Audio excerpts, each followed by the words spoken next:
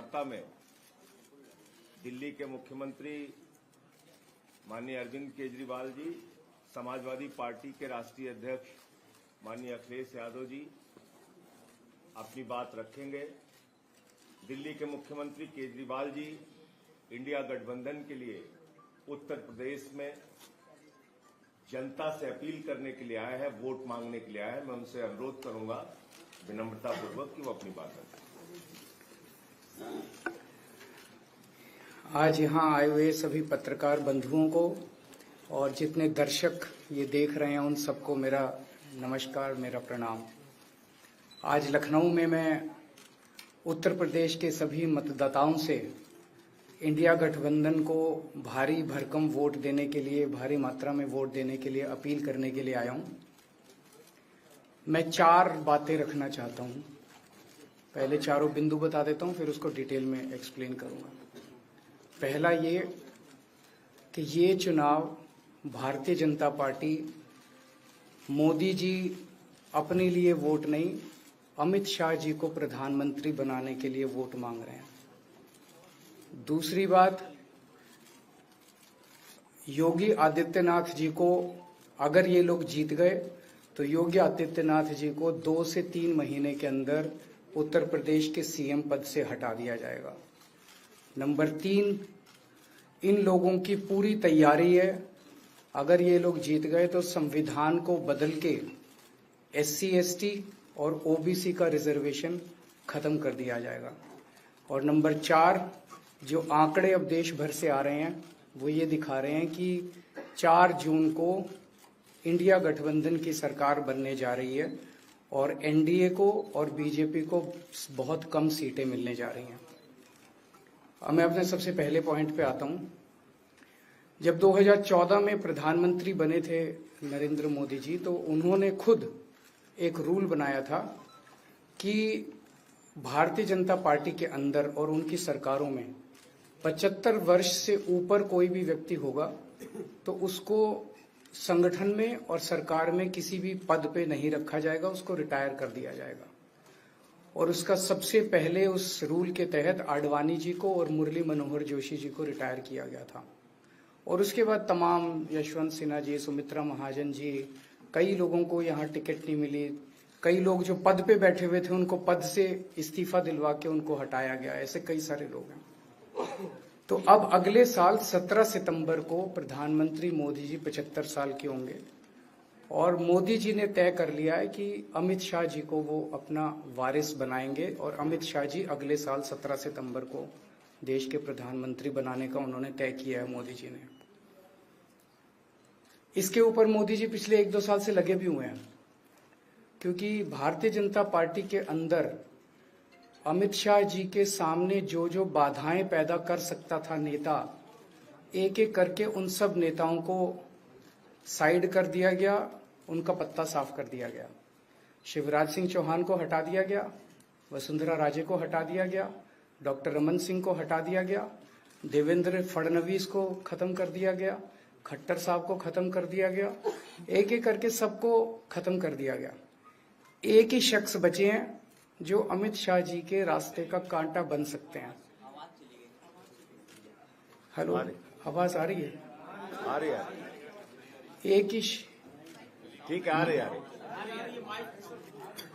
एक ही शख्स हैं जो कि उनके रास्ते का कांटा बन सकते हैं, वो हैं योगी आदित्यनाथ जी। अब योगी आदित्यनाथ जी को इन्होंने हटाने का पूरा मन बना लिया है और अगर इनकी सरकार बनी तो 2 महीने के अंदर योगी जी को भी उत्तर प्रदेश के सीएम से हटा दिया जाएगा। मैंने दिल्ली में 3-4 दिन पहले ये प्रेस कॉन्फ्रेंस की थी और ये दोनों मुद्दे उठाए थे। जैसे मैंने मुद्दे उठाए थे तो अमित शाह जी ने और उनके कई नेताओं ने अपनी भावना प्रकट की कि नहीं, मोदी जी को 75 साल में इस्तीफा नहीं देना चाहिए, मोदी जी को 75 साल पूरा कार्यकाल पूरा करेंगे। उन सब की भावनाओं की मैं कद्र करता हूं, क्योंकि अपने नेता के लिए जब भी ऐसी बात होती है तो सब लोग सामने आके बात करते हैं। लेकिन बड़ी बात यह है कि मोदी जी ने ऐसा नहीं कहा कि मैं 75 साल पे इस्तीफा नहीं दूंगा, मैं रिटायर नहीं होऊंगा। उनका अपना बनाया हुआ रूल है और मुझे पूरी उम्मीद है कि मोदी जी का अपना बनाया हुआ रूल है और मोदी जी अपने रूल को फॉलो करेंगे। नहीं तो लोग कहेंगे कि मोदी जी ने ये रूल आडवाणी जी को हटाने के लिए बनाया था, जब अपनी बारी आई तो नहीं। तो मोदी जी इस रूल का फॉलो करेंगे, ये पूरा यकीन है देश के लोगों को कि उन्होंने खुद रूल बनाया तो खुद फॉलो करेंगे। दूसरी बड़ी बात जो हुई कि जब मैंने कहा कि योगी आदित्यनाथ जी को 2 महीने में हटा दिया जाएगा, इस पे अभी तक भाजपा के किसी नेता की टिप्पणी नहीं आई है। 4 दिन हो गए, इसका मतलब ये तो कंफर्म करता है कि उन्होंने पूरी प्लानिंग कर ली है और उनके पक्ष में कोई बोलने के लिए तैयार नहीं है योगी आदित्यनाथ जी के। तो उनका हटना अब लगभग तय है कि योगी आदित्यनाथ जी को उत्तर प्रदेश के सीएम पद से हटाया जाएगा। दूसरी चीज, मैं उत्तर प्रदेश के सभी मतदाताओं को कहना चाहता हूं कि पिछले 4-5 महीने से इन्होंने शोर मचा रखा है, 400 पार 400 पार 400। क्यों? कहते हैं नहीं मोदी जी कुछ बड़ा काम करना चाहते हैं। तो लोगों ने खोद खोद के पूछा, भाई क्या बड़ा काम करना चाहते हैं, कुछ बताओ तो सही। तो उन्होंने नहीं बताया। लोगों ने फिर अंदर से पता किया कि बड़ा काम ये करना चाहते हैं कि देश से रिजर्वेशन खत्म करना चाहते हैं। हम जानते हैं कि इनका जो पूरा इकोसिस्टम है, आरएसएस, बीजेपी, शुरू से ये लोग रिजर्वेशन के खिलाफ रहे हैं। इनकी पूरी की पूरी मानसिकता रिजर्वेशन के खिलाफ रही है। तो मैं सभी लोगों को ये आगाह करना चाहता हूं कि ये बड़ा काम इनको 400 पार इसीलिए चाहिए क्योंकि ये रिजर्वेशन खत्म करना चाहते हैं। संविधान को, बाबा साहब अंबेडकर ने जो संविधान बनाया था, उस संविधान को ये तार तार करना चाहते हैं। पूरे देश भर से अब जो ट्रेंड आ रहे हैं, वो ट्रेंड ये दिखाते हैं कि भारतीय जनता पार्टी को 250 से भी नीचे, मेरे हिसाब से 220 के आसपास, 3-4 दिन पहले भी मैंने कहा था, 220 से कम सीटें इनकी आती हुई नजर आ रही हैं।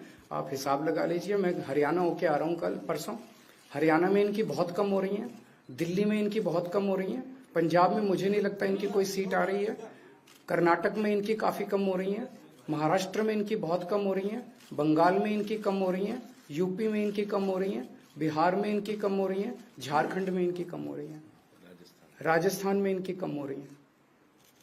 तो इनकी सीटें आ कहां रही हैं?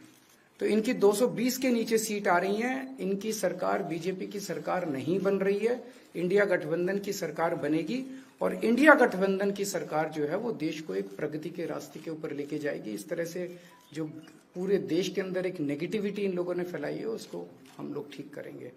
मैं अंत में उत्तर प्रदेश के सभी लोगों को अपील करना चाहता हूं कि इंडिया गठबंधन के, यहाँ पे सपा और कांग्रेस का गठबंधन है, इंडिया गठबंधन का जो जहां से कैंडिडेट है उसको भारी मात्रा में वोट देकर आप सब लोग जिताइए।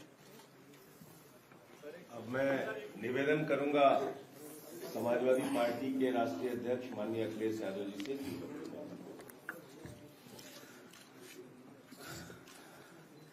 आदरणीय अरविंद केजरीवाल जी का मैं धन्यवाद देता हूं। उन्होंने बहुत महत्वपूर्ण बातें आपके सामने रखी हैं। जो देश का माहौल है और 4 चरणों में भारतीय जनता पार्टी चारों खाने चित्त हो चुकी है और उनके आंसुओं की नदी उफान में है। भारतीय जनता पार्टी जो 400 पार का नारा दे रहे थे,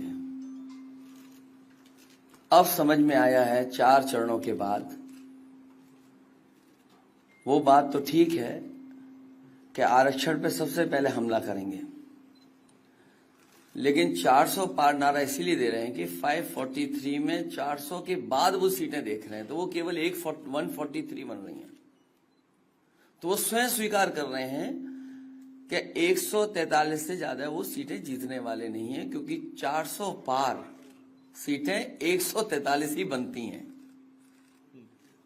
और 140 करोड़ की जनता इस बार इन्हें 140 सीटों के लिए भी तरसा देगी।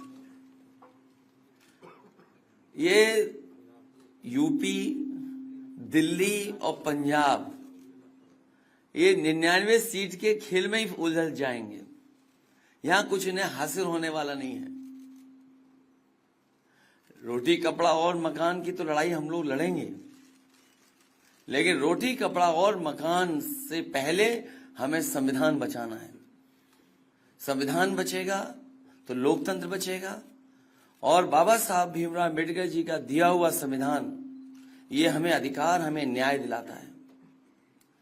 भारतीय जनता पार्टी की इस साजिश को आम लोग समझ गए हैं और इस बार सबसे बड़ी हार भारतीय जनता पार्टी की होने वाली है।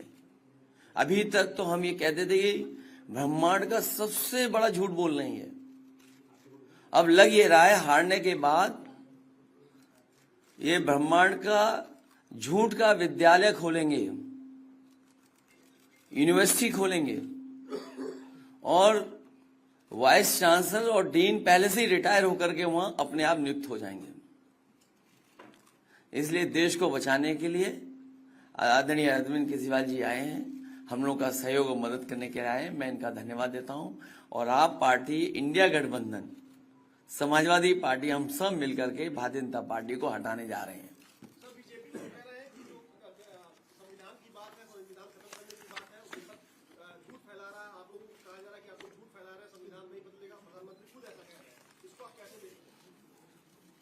उनकी कौन सी बात सच निकलेगी? अभी आपसे ही कहा कि 75 साल वाला जो वो है रूल नियम, उसको तो फॉलो किया जाएगा ना, इसी से पता लग जाएगा। और एक मिनट, अगर आप इनका इतिहास उठा के देखें पिछले 75 साल का, जनसंघ का, आरएसएस का, थ्रू आउट ये लोग रिजर्वेशन के खिलाफ रहे हैं। तो अब 400 सीटें लाके ये संविधान बदल के उस रिजर्वेशन को खत्म करना चाहते हैं।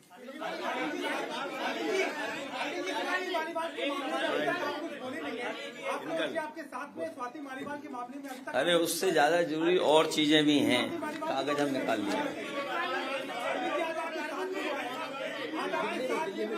भाजपाई किसी के सगे नहीं है, ये है कि भाजपाई किसी के सगे नहीं है और भाजपाई झूठे मुकदमे लगाने वाला गैंग है। हाँ बोलो। बोल रहे हैं, बता रहे। हाँ मैं बोल रहा हूँ, एक सेकंड बोल रहा हूँ।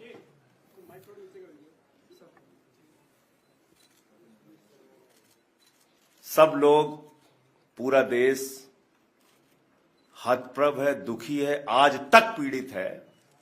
मणिपुर के अंदर एक कारगिल योद्धा की पत्नी को निवस्त करके घुमाया गया, सैकड़ों महिलाओं के साथ दरिंदगी हुई, भारत के प्रधानमंत्री खामोश रहते हैं। हजारों महिलाओं के साथ प्रज्वल रवन्ना ने बलात्कार किया, दरिंदगी की, मां की उम्र की महिलाओं के साथ। प्रधानमंत्री कहते हैं ये भारत को मजबूती देगा, इसी को वोट देना। ये भारत का भविष्य है प्रज्वल रवन्ना, उसको भगा दिया जाता है बीजेपी के द्वारा। पहलवान बेटियां जब जंतर मंतर पे लड़ रही थीं न्याय मांगने के लिए, तो यही स्वाति मालीवाल जो महिला आयोग की अध्यक्ष थीं, रात में उनके समर्थन में गई थी, पुलिस के लोगों ने घसीट के मारा था। हमने देखा यहीं उत्तर प्रदेश के अंदर कुलदीप सेंगर के मामले में, हाथरस के मामले में, देश के प्रधानमंत्री खामोश रहते हैं, एक शब्द नहीं बोलते। आम आदमी पार्टी हमारा परिवार है, पार्टी ने अपना रुख साफ कर दिया है और मैं चाहता हूं जितने विषय मैंने आपके सामने रखे हैं, देश के प्रधानमंत्री और भारतीय जनता पार्टी को जवाब देना चाहिए। स्वाति मालीवाल के मामले में जवाब देना, जब वो पहलवान बेटियों के लिए जंतर मंतर पे न्याय मांगने गई थी स्वाति मालीवाल जी, उस समय घसीट के मरवाया पुलिस वालों से। तो इसलिए इस पे राजनीतिक खेल ना खेलें, मैं सिर्फ इतना कहना चाहता हूं। धन्यवाद।